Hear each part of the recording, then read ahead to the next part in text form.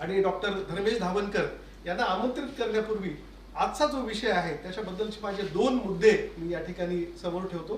कदाचित सर त्याच्यावर पण भाष्य करतील, कारण एआयचा सरांचा विषय या ठिकाणी निश्चित आपण केलेला आहे.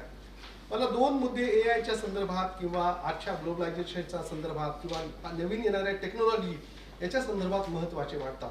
आणि हे मुद्दे फक्त ग्लोबलीच महत्त्वाचे आहेत, नॅशनलीच महत्त्वाचे आहेत असं नाही, तर इंटरनॅशनली सुद्धा तो विषय महत्त्वाचा आहे. तो म्हणजे एन्व्हायरमेंटचा, तो म्हणजे पर्यावरणाचा.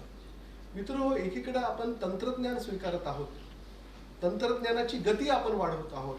जिथं 2G होतं तिथं 4G आलेलं आहे, तिथं 5G आलेलं आहे. पण पर्यावरणाचा जो प्रश्न आहे तो पर्यावरणाचा प्रश्न सातत्यानं बिकट, गंभीर आणि भयावह केलेला आहे. आपण पाहतो की दिल्लीमधला सगळ्यात महत्वाचा प्रॉब्लेम आता एअर पोल्युशनचा आहे. आता काही दिवसानंतर ऑक्सिजनचे सिलेंडर वापरून आपल्याला दिल्लीमध्ये फिरावं लागणार. अशी परिस्थिती आता देशामध्ये, जगामध्ये निर्माण झालेली आहे. काही दिवसापूर्वी तुम्ही बातमी वाचली असेल की अमेरिकेने ग्रीनलँड सारख्या एका देशावर कब्जा केलेला आहे.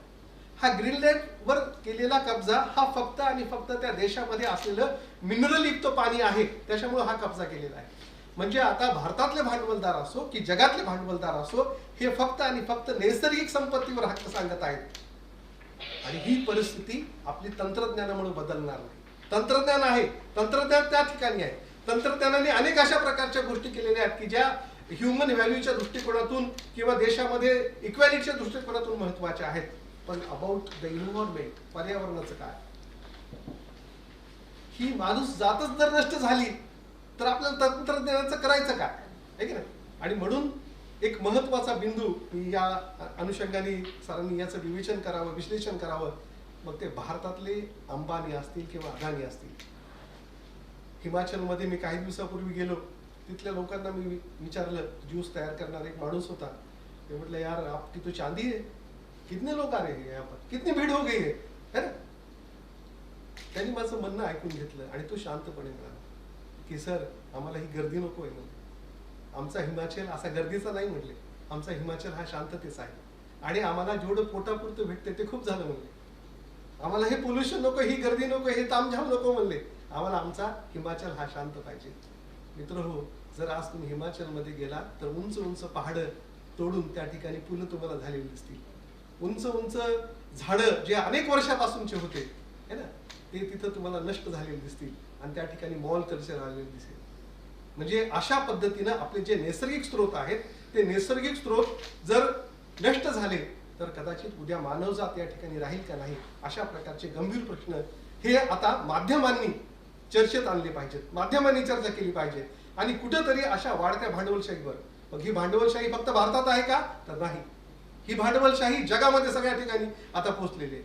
अमेरिकेमध्ये ट्रम्प सरकार असो किंवा इतर ठिकाणचे सरकार असो, भांडवलशाहानुसार निर्णय घेतले जातात. हे भविष्यात लोकशाहीसाठी, माध्यमांसाठी, तंत्रज्ञानासाठी सगळ्यात भयावह अशा प्रकारचा प्रश्न आहे. म्हणून हा बिंदू मांडून मी माझी जागा घेतो. आज या ठिकाणी मी विशेष आभार मानेल डॉक्टर सुहास पाठक सरांचे, कारण शिवाजी महाविद्यालय परभणी आणि विद्यापीठ अशा संयुक्त विद्यमाने आजचा आपण हा कार्यक्रम या ठिकाणी ठरवलेला आहे. भविष्यात मी सरांना विनंती करेल की आमचं छोटं जरी कॉलेज असलं तरी आम्ही पण अशा प्रकारचे वेगवेगळ्या प्रकारचे उपक्रम हे त्या ठिकाणी राबवतो. म्हणून पुढच्या भविष्य काळामध्ये काही जॉईंट उपक्रम पण आपल्याला राबवता येतील.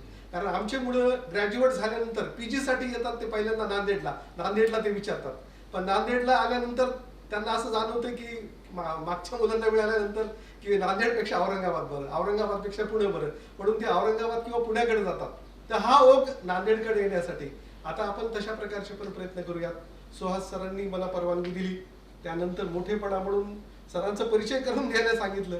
कारण एखाद्या चांगल्या आदर्श व्यक्तींचा परिचय करायला मिळणं म्हणजे ती सुद्धा एक भाग्याची संधी आहे असं मी समजतो.